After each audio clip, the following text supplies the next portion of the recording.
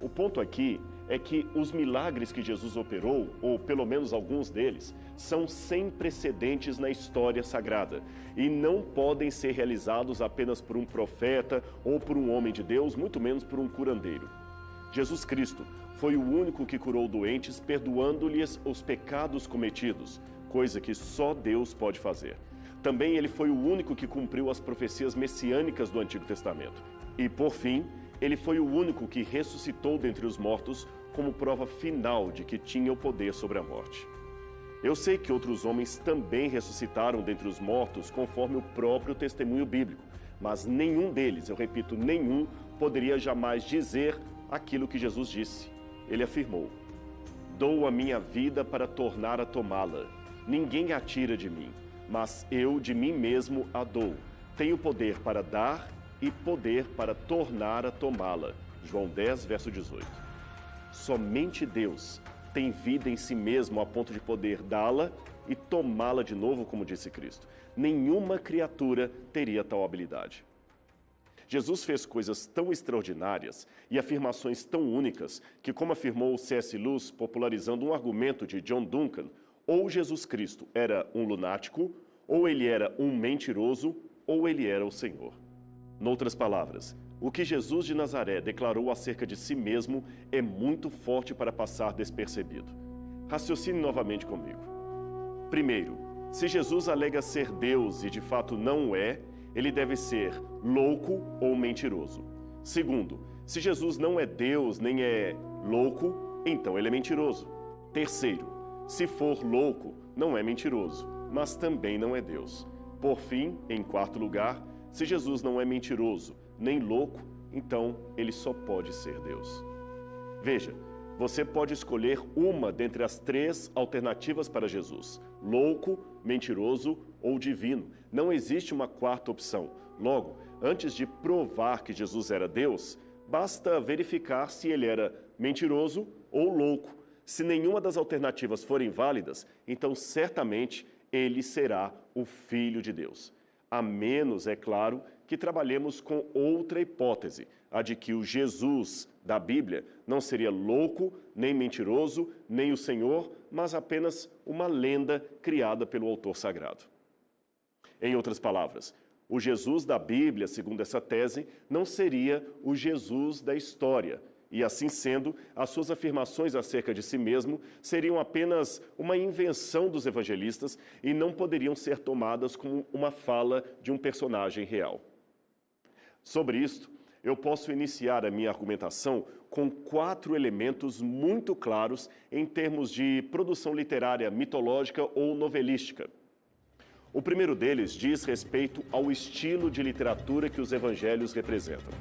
As lendas clássicas antigas, quando transformadas em literatura, são todas, sem exceção, muito bem elaboradas, especialmente quando se trata de uma biografia mitológica, embelezada ou exagerada.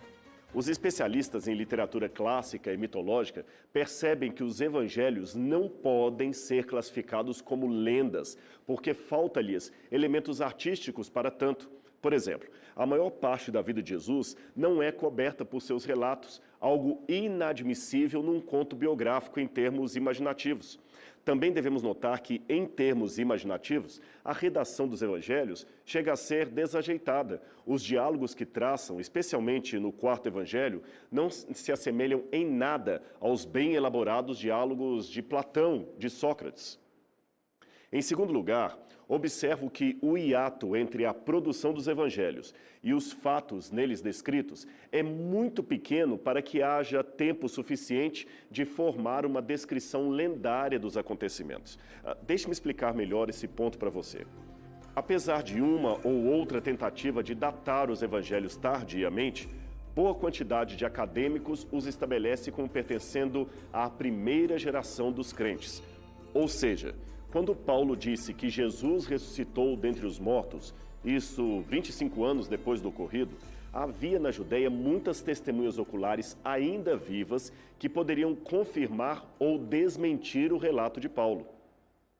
Justamente por isto, as lendas tendem a se fabricar 50 anos ou mais depois do evento mencionado, a fim de que haja tempo suficiente para que a primeira geração morra e o relato ganhe contornos fantásticos. Assim, os leitores não podem mais checar a viabilidade dos fatos apresentados e fica mais fácil acreditar neles, especialmente quando se tornam lendas. Em terceiro lugar, eu aponto que, embora exista uma possível dependência literária de Mateus e Lucas em relação a Marcos, é possível dizer que os 4 evangelhos se formaram distintos um do outro, de modo que nós temos hoje 4 depoimentos acerca da vida de Jesus. Isto fora as primitivas citações encontradas em Paulo. Agora veja, em qualquer relatório jurídico, a pluralidade de fontes a testificar de um mesmo evento aumenta exponencialmente a probabilidade histórica daquele relato ser verdadeiro. E é exatamente assim que está com os 4 evangelhos. Por fim, e não menos importante, está o fato de que os evangelistas, com provável exceção para Lucas, seriam todos judeus e, como tais, dificilmente inventariam um personagem como Jesus Cristo. Veja, o seu background judaico não permitiria um personagem como Jesus. É pouco provável, para não dizer impossível, que autores judeus monoteístas inventassem e defendessem a ideia de um Messias encarnado e divino. Na verdade, nem os gregos sugeririam tal coisa. Este assunto de um Deus que se encarna, tornando-se verdadeiramente homem, era estranho tanto para judeus quanto para gregos. A tese parece forte demais para ser defendida, a menos, é claro, que se tratasse de uma história real, que não poderia ser negada por aqueles que a testemunharam. No dizer de C.S. Lewis, os seguidores de Jesus eram judeus, ou seja, pertenciam à nação que de todas as outras era a que mais detinha a convicção de que havia um único Deus, que não podia haver outro de forma alguma. É muito estranho que essa terrível invenção a respeito de um líder religioso se desenvolvesse entre o único povo em toda a terra menos passível de cometer tal equívoco. Pelo contrário, ficamos com a impressão de que nenhum de seus seguidores mais próximos, ou até mesmo os escritores do Novo Testamento, aceitaram facilmente a doutrina.